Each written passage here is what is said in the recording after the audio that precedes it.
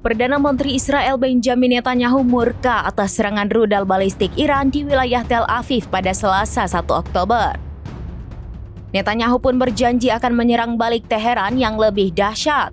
Netanyahu mengatakan bahwa Iran telah membuat kesalahan besar. Ia menekankan bahwa Iran akan membayar harga mahal atas serangan itu.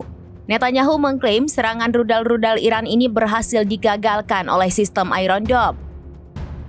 Namun dari beberapa rekaman video yang beredar, ratusan rudal ini justru berhasil menembus Tel Aviv, bahkan menghantam sejumlah titik vital Israel. Secara terpisah, Israel mengirim pesan yang jelas kepada Iran bahwa akan menyerang fasilitas nuklir atau minyak Republik Islam itu. Ancaman itu diungkap Wall Street Journal mengutip pejabat Arab yang tak disebutkan namanya.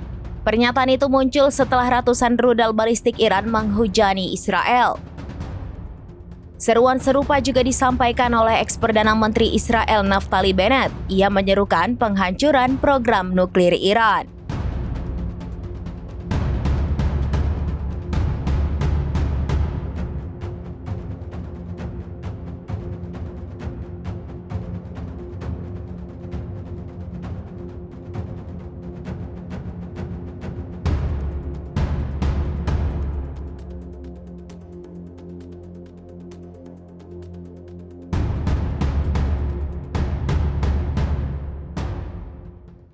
Download Tribun X sekarang, menghadirkan lokal menjadi Indonesia.